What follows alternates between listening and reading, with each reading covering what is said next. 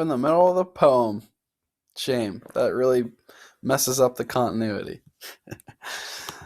In the midst of chaos, I found there was within me an invisible calm. In the depth of winter, I finally learned that within me there lay an invincible summer. And that makes me happy. For it says that no matter how hard the world pushes against me, within me there's something stronger.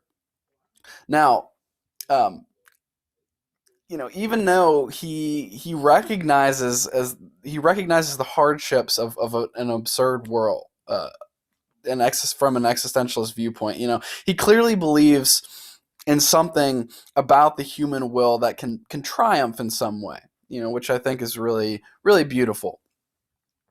Um, the last thing that I want to address today is just the setting of the novel. So this novel is set in Camus' home country and home city of Algiers. Yeah, coincidence? Probably not. Algiers is the capital of Algeria, which again is a North African country located along the Mediterranean Sea, as you can see here from these maps. Due to its location close to Europe and its function as a port city, Algiers has had contact, with an influence from many different cultures for centuries, really. Um, in 1942, Algeria had been a colonial possession of France for like 100 years or so.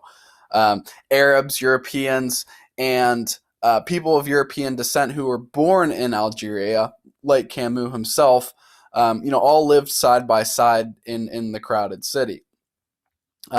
This, as I'm sure you can imagine, was a situation which, you know, caused a lot of tension and a lot of social unrest.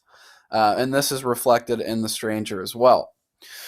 Under the French colonization, the native population, a majority of which were 8.5 million Muslims, most of them had low-paying jobs.